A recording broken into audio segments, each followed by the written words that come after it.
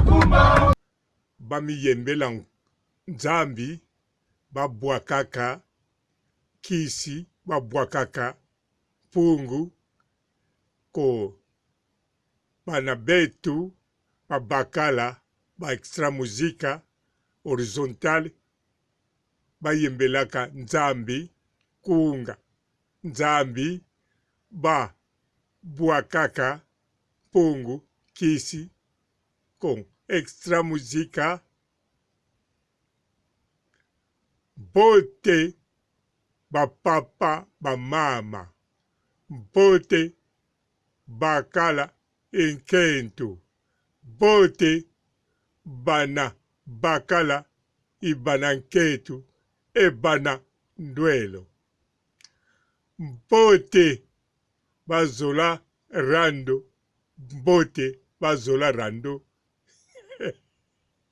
Mbote Santo Anuarita Santo Teresa e Santo Ingrid Kabongo.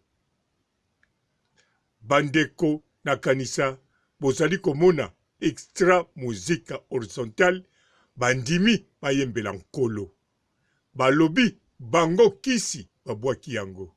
Oyo bandeko na biso ya Brazzaville. Mbote bapapa bamama bandeko. Mbote barando na barandonete. Mbote batoyo balingaka rando na ba oyo balingaka rando te. Mbote ba jeune garçon na ba jeune fille. Mbote bana mike na ba bébé. Mbote ba Sainte Anuarite, Sainte Thérèse, Sainte Ingrid Kabongo. Bandeko nakolobela penza extra música horizontalité mais nakolobela ba musicien nyonso en général. Pourquoi pas liboso ya kobanda lo nzembo na bino liboso ya kobanda répétition bokumisaka nkolo boyembela nkolo ndenge bandeko na biso oyo na kati ya muntuka baza kokende pe bakokumisa nkolo. Pourquoi pas bosalaka yango na kanisa babar na baboîte efungwamaka mingi na banzembo ya nkolo.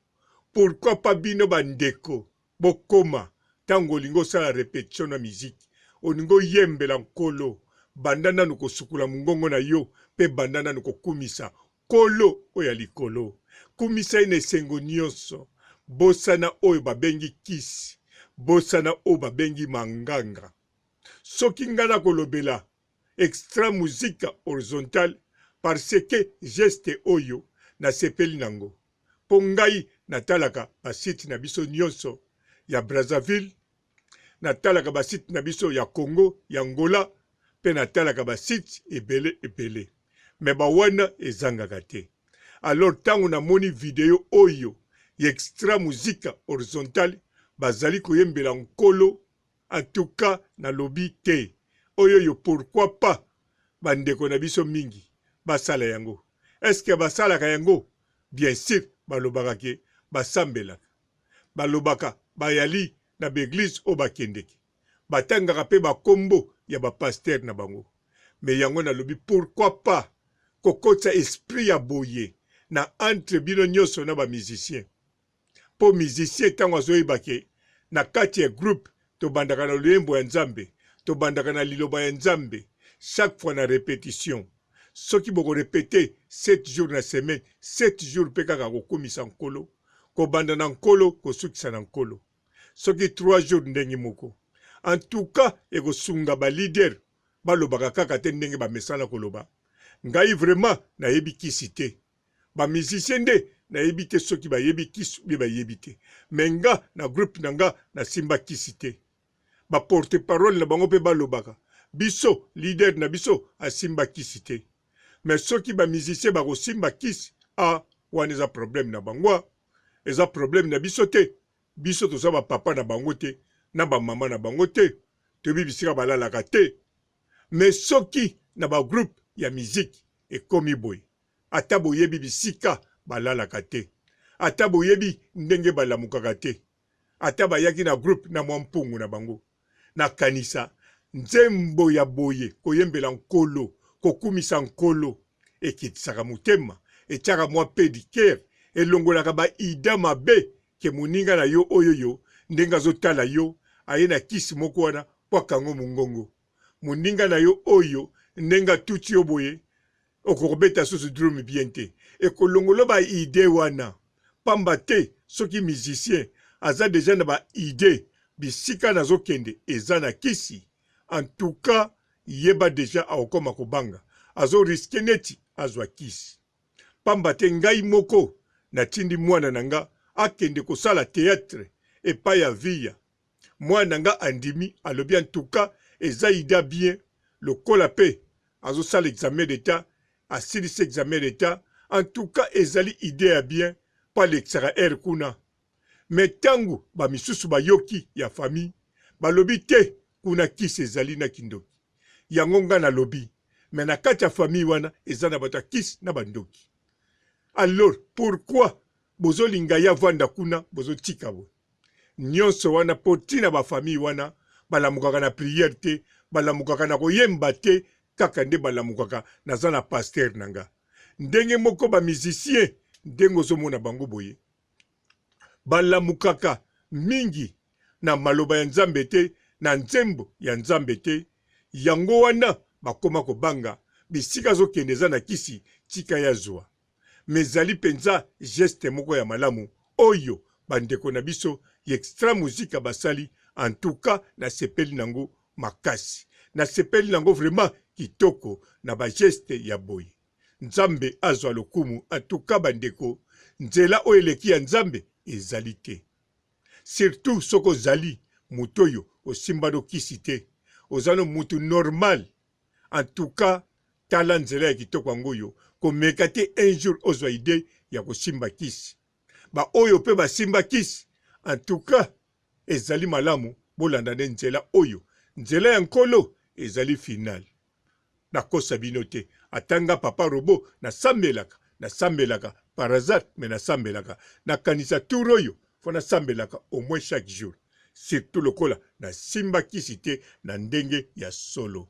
Na kumisi nzambe en tout cas na ndenge atininga na tala video oyo pe na continue kolanda ba mateya ya batunga na landaka neti ba frère JF Ifonge, mama Charlotte. Na sukisi awa botikala malamu et ciao.